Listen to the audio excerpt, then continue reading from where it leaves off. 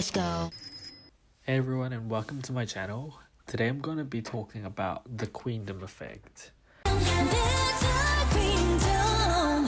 This video was inspired by the departure of Jessie, Hyuna and Dawn from P Nation. As well as that, P Nation was getting into a lot of controversies with Psy's water usage at festivals and the death of a concert worker, and so I saw a lot of comments questioning how good P Nation was in actually helping their artists, and then that kind of spiraled into how helpful the Produce series was and Queendom. And also I did recently see a tweet that's been deleted, but it was talking about how the recent Queendom series kind of did nothing for the groups that participated in it because they didn't really benefit much. And so the plan is to look into season 1 before and after and their potential futures. Without further ado, let's get into the video.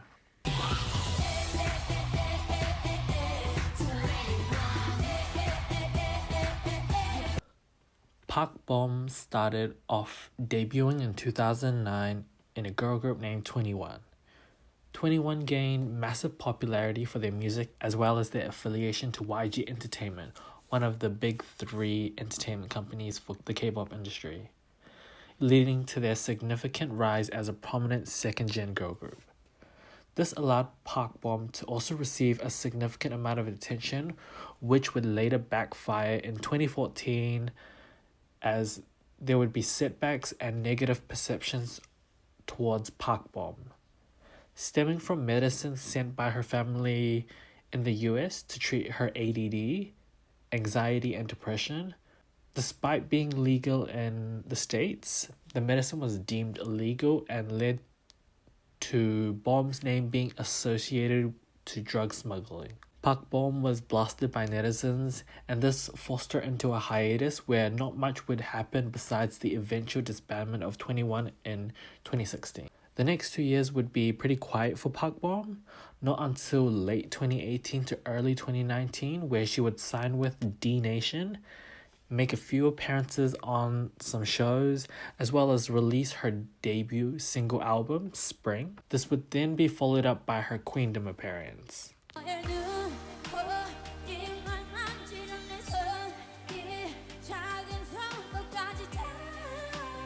Being the only soloist within season 1 of Queendom, Park Bom initially was at a disadvantage.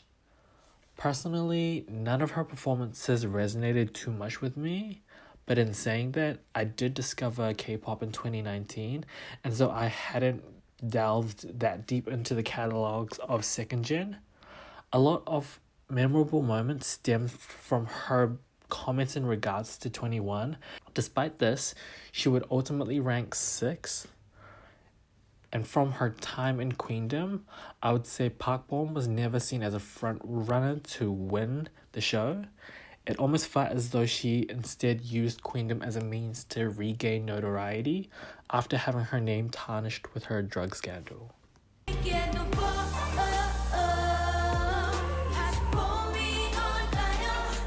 Following Queendom, she did a few collaborations, OSTs, as well as 3 new singles being Do Re Mi Fa Sol, Flower and Remembered. Do Re Mi Fa Sol did alright as it was her first release post Queendom and thus brought up hype for what she would do. It also featured Chungxiao, which may always be a plus through introducing a different audience to them.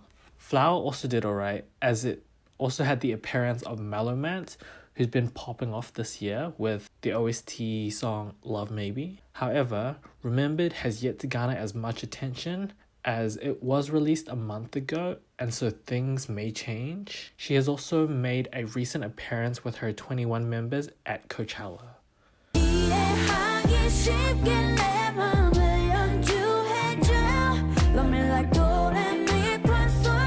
Based on the trajectory of her career, it seems as though it would be difficult to gain the success she had during her time within 2NE1, as we have also not seen any of the other members reach the same success. However, she did suffer through the drug scandal, and so my assumption on her actual intentions with Queendom was that she wanted to continue to flourish with a better image. There isn't much details in regards to her album and single sales, so I can't tell whether she is doing better.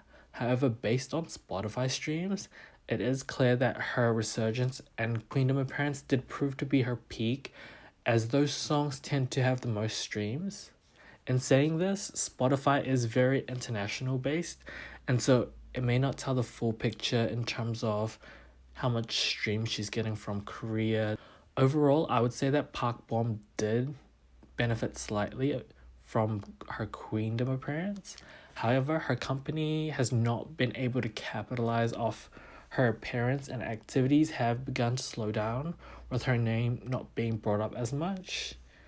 It should be noted that ageism is a bit of a factor within K-pop industries, and so they may favor newer acts, as well as her company being not that big, and so they may have limited funds. Bom's future looks relatively monotonous in that she may continue to release singles with some slight appearances with her 21 members. However, it is unlikely for her to gain as much resurgence to solidify her name again.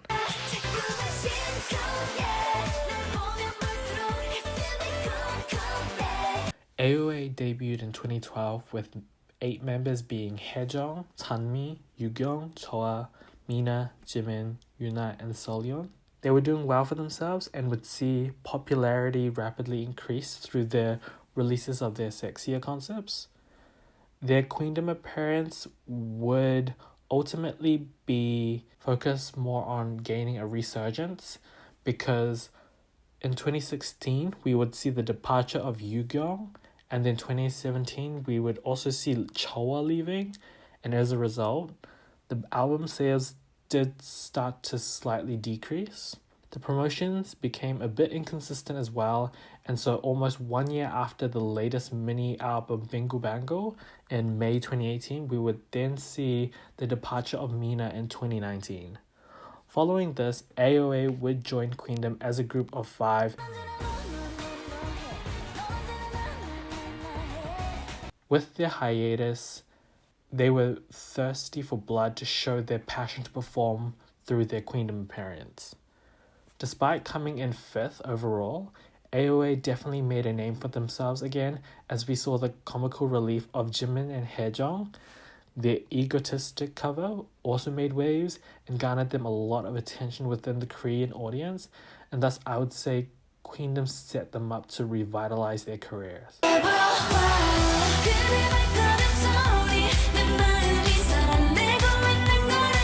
Post-Queendom would see AOA make a return with the title track Come See Me. It was their lowest album sales of all time, and thus wasn't received as well, but their variety appearances boosted their image. Personally, I enjoyed the song and could listen to it if it came on, but the issue for me personally was that there wasn't anything special or made the listening experience noticeable for me to want to listen to it to death. It was also not the sound of music that they made them popular, so it would have taken them a bit of time to begin climbing back up if they were to continue releasing. Things seemed hopeful, as most of them did solo activities while they were on hiatus. However, in July 2020, things would take a turn for the worse, as former member Mina would go on to release a statement claiming the deterioration of her mental health and bullying being all due to a member of her former group, AOA. This whole drama would take too long to explain, so I suggest you watch Everglow Up's video about it. It basically sums up how I feel about it. However, the initial accusations would screw over any momentum of AOA being revitalized, as their attempted resolution would not help, as we saw the departure of Jimin next. The group would then go on an indefinite hiatus, as Mina's rants would continue to paint a negative image to AOA. All members would suffer consequences, as they were all painted as bystanders by Mina, and thus they were unable to do much. By the start of 2021, we would then see the departure of Yuna, with Mina's rant still continuing as of February 2022. Once again, no news of AOA in 2021, and so by 2022, we then saw the departure of Seolyeon.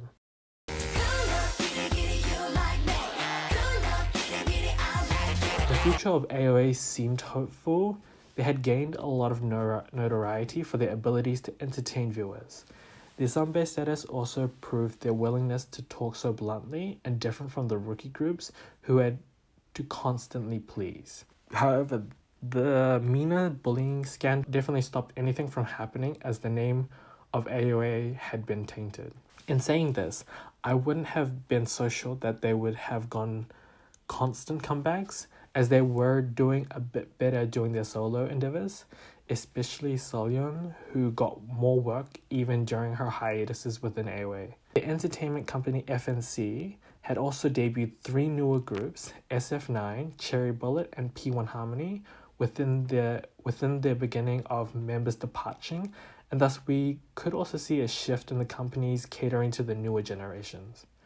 Thus, despite Queendom helping them get more recognition, I don't think ultimately it would have helped them receive massive attention to become a well-established group again.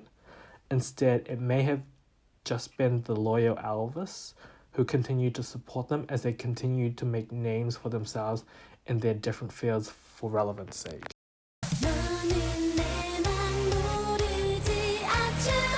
Lovelyz debuted in 2014 with 8 members being Baby Sol, Jie, Jisoo, Miju, Ke, Jin, Sujong, and Yeon. Getting recognition as Infinite's sister group, Lovelyz got consistent comebacks up until Queendom, where they were able to receive some notable attention. For example, their a cappella version of Michael Jackson's hit Beat It, to their breakout single Achu, which stayed on charts beyond their promotion. They were able to consistently gain more album sales from their initial debut of 13,000 Korean sales to their latest comeback before Queendom of 54,000 Korean sales. Despite this, they were not able to get enough recognition to win a music show award, and thus this is what I believe their goal for Queendom was. They were consistently growing in sales, but they wanted to solidify their name as a well-known third-gen girl group.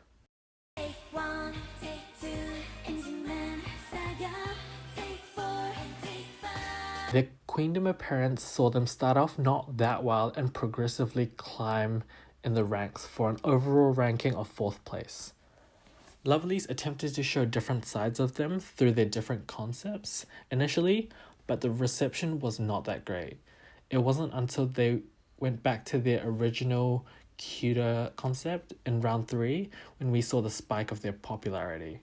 Their appearance gave them more attention to a general understanding of how audience felt about their direction and how they were to go about post-Queendom.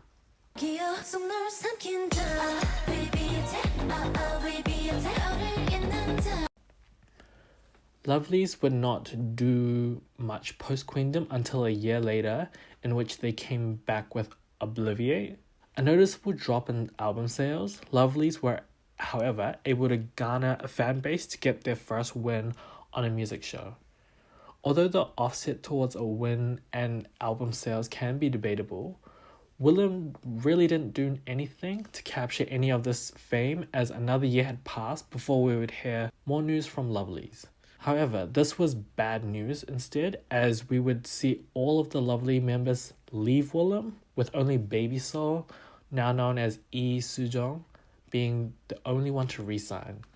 They have stated that they do hope to continue releasing music together despite being in different agencies. However, they have all went into different fields, from appearing in Show Me the Money Season 11 to new music, solo music, variety show appearances, musicals, and acting, but no news of a potential full group comeback.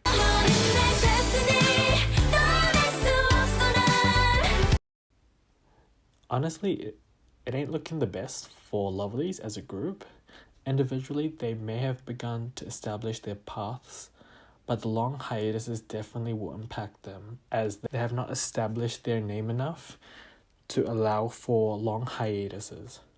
Compared to their consistency before Queendom, they began to have year-long waits post-Queendom, which can be bad due to the oversaturation of the K-pop market currently. I think similar to AOA, they were saving the funds for the newer groups of Golden Child, Rocket Punch, Drippin', and even Kwanun B, who had recently been preparing for her solo debut after her time in IZ*ONE. I think Lovelyz was going to fall into the same categories of old groups in which they wouldn't receive much support, and there may have been a greater push for most of them to do solo activities, considering Miju's rising presence within variety shows.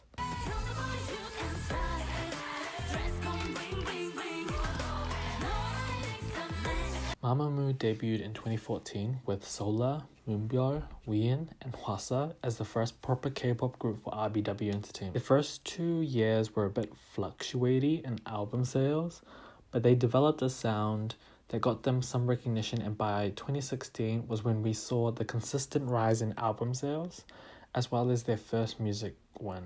Prior to Queendom, Mamamoo reached their peak album sales of 75,000 Korean sales, as well as a successful solo hit by Hwasa.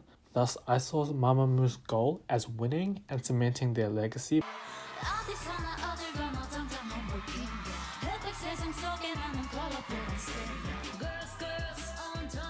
Their run during Queendom spoke to their impact and favourite to win by audiences, as they consistently ranked within the top half within each round to eventually win the whole show. I discovered Mamamoo because of Queendom, and one thing that I saw them do that captivated me was their ability to engage with the crowd. They definitely strayed away from the I-dle standards, in which they almost did their own thing that suited them, even if it may not necessarily be part of the trend.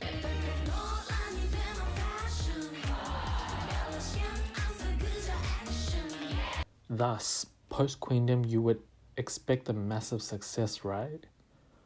Well, you are correct, as they went on to release Hip, which increased their album sales and further cemented their legacy. Building off that, they had another successful Hwasa solo hit. Solar's solo would also create her individual buzz, getting her first music show win. Moonbyul would also have a solo, and there would be another group comeback of Aya. This would be where I say they peaked, as the following years have been a continuous decline in management and promotion. 2021 saw the release of 2 group comebacks, where one was a slow song about their 7-year journey, and Moo Much, which also strayed from what listeners would expect from them.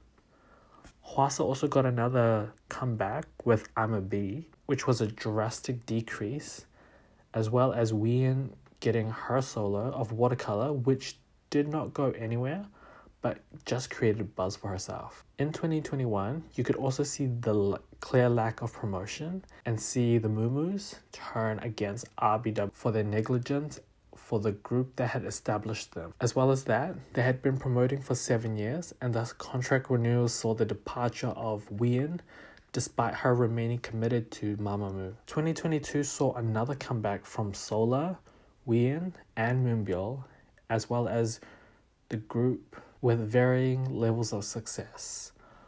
More anger had been placed towards RBW, as they had debuted 2 other groups, Onewe and Purple Kiss, one band, Oneus, and acquired DSP Media, which had Kara, Card, Mirai, as well as WM Entertainment, which had B1A4, Oh My Girl, ONF, and Cheon.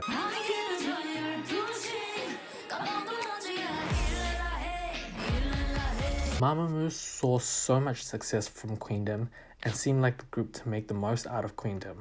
However, once again, mismanagement within these 2 years have seen the decline in relevancy compared to post-Queendom time. They have a strong and loyal fan base, but reaching a greater audience is seeming harder with the influx of new girl groups. Mamamoo is actually still doing alright. They have cemented their legacy, and so it's not like they need to disband and focus on their solo endeavors. However, they have definitely regressed in recognition and sales. Mamamoo has fallen under the old group status, in which the entertainment company is most likely accommodating more to the newer groups, and probably thinks it's better to use the clout of Mamamoo members to get them to do more solo work, considering Wheein isn't with them, and thus they can't fully maximize their profits from that.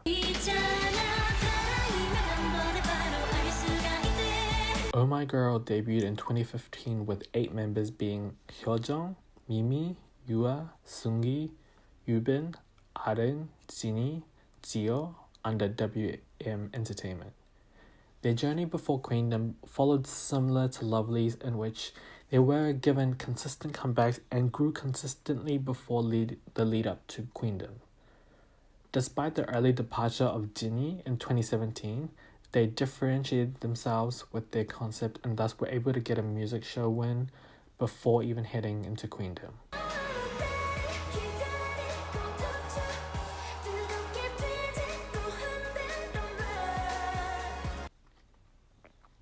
Their appearance on Queendom was that of an underdog, as to me, I had never heard of them and was not that interested as well. I'm not sure why that was, but they did rank first in 2 of the rounds and ultimately ended up in 2nd.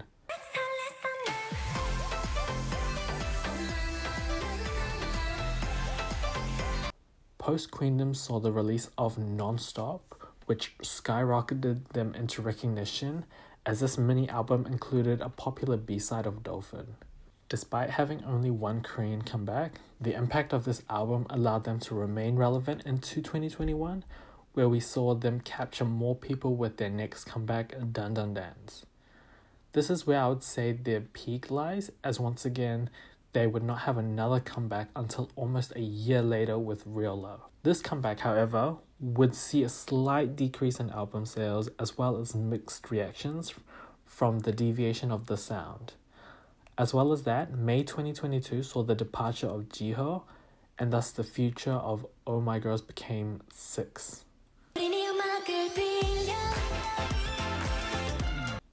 Personally, Oh My Girls has been the most shocking in terms of getting recognition due to me not being as familiar with them during Queendom. Real Love has still done numbers, but it was just a bit different for certain expectations of audiences, and thus explains why it didn't do as well as Non-Stop or Dun Dun Dance. Despite the year wait for comebacks, we have seen an increase in individual activities from most of the members, thus there is still recognition to Oh My Girl's name. It is hard to say that they've truly fallen off, as this could only be a small slump from them climbing back up. Also, despite being an older group, WM have only debuted Chaeyeon and a boy group named Oneus. This means WM has a bit more priority to continue to make Oh My Girl flourish, as they are not considered old news when it comes to diversification of audiences to female girl groups. WM has been still managing Oh My Girls well, considering Yua's success as a soloist, and so as long as they can get the right songs to capture the audience, I see Oh My Girls continuing to thrive.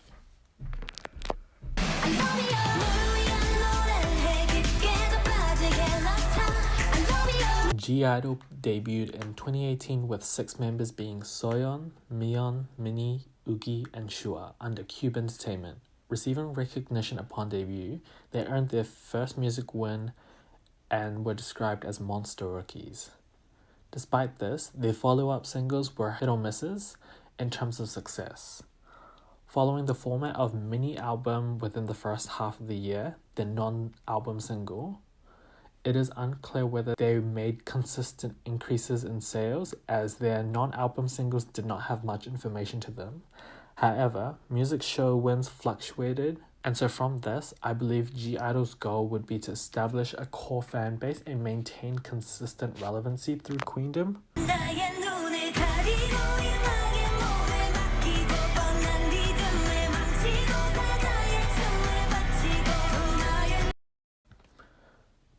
I-dle's Queendom appearance was a roller coaster.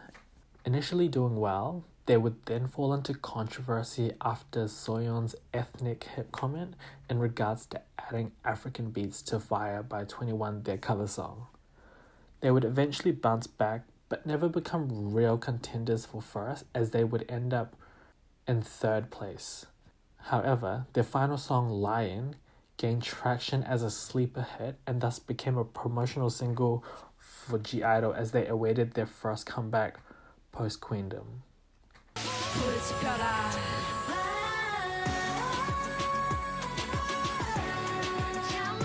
Post-Queendom saw the rise of G-I-dle's success as they would continue the same formula into 2020 with Oh My God and Dum Dee Dum Dee. Oh My God tripled the previous mini album sales and saw G-I-dle hit 6 figures in Korean album sales. Creating more recognition, it is likely that they were gonna continue the same formula into 2021. However, a scandal would arise that would change G-I-dle.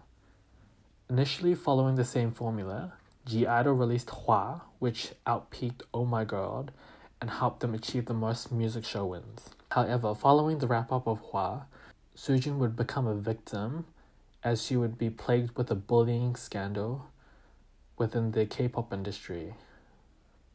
This claim was further supported by the indirect responses from actress So Shin-ae and placed G-I-dle in a bad spot as they were unable to continue until the allegations were addressed with an ultimate victor, and thus paved the way for solo activities for Oogie and Soyeon to release solo music. However, 6 months had passed and neither side between the alleged victim or Soojin budging would thus see the departure of Soojin. More solo activities occurred, from collaboration, variety appearances, judging to hosting, as Hwa would be the only comeback for 2021. After a year and a bit, G-I-dle would ultimately make a full comeback with Tomboy, in which they would reach even more success. Despite the loss of a member, Tomboy would become one of the most streamed songs of 2022. Following the success of Tomboy, Mion would also release solo music with Drive before they made another group comeback, this time being a mini album as opposed to a non-single album with Nude. And the success of this comeback would see G-I-dle become the first girl group to have 2 songs achieve a perfect or kill since Twice in 2016. Yeah, Tomboy. G-I-dle has garnered the most consistent success despite the setbacks they have had. This can be due to them being the most recent debut compared to all the other contestants within Season 1 of Queendom, which allows for them to better adjust to the newer generation. Along with that, they have the strong creative mind of Soyeon, who has helped mold each album to what it is. It is clear that they are in control of their musical direction and know how to capture their audience through their group releases. Despite having a newer group under Cube Entertainment of Lightsome, this group has not seen much success and thus benefits G-I-dle in that Cube Entertainment would put more attention into promoting G-I-dle. So far, I would say that G-I-dle is the only one of these 6 contestants that I can see have a longer, clear future, assuming that nothing else bad happens. Final thoughts. Did Queendom help these 6 groups? For sure, as it gave them more screen time in front of viewers to learn more about these groups. However, the effects it had did not equally spread to all of them. Half of them saw increases with their post-Queendom releases, but most of them suffered from being mostly older generation girl groups, who would eventually get replaced with newer generation groups. Since K-pop is so heavily manufactured and oversaturated, it was necessary for them to prove their value to ultimately allow companies to invest.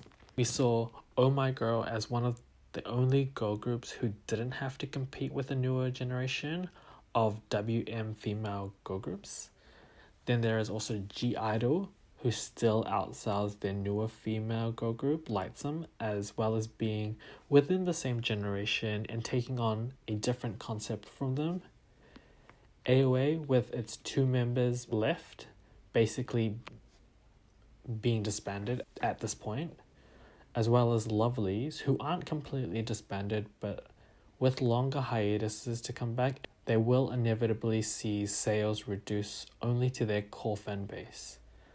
Mamamoo just needs to get out of RBW at this point, and Park Bom can almost just stay doing her because her legacy remains, but she would just stay as she is because her appeal unfortunately does not match the large demographic of what audiences look for in K-pop now. There have also been other external factors that played a role into some of their group's downfall. So despite Queendom having a positive effect on the groups, other factors have ultimately caused the downfall of certain girl groups. So to sum it up, is Queendom special or even unique to allow for their initial rise?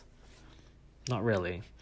It is most likely the survival program aspect mixed with active groups that drew in the appeal and to allow for massive audience engagement to give them their initial prosperity.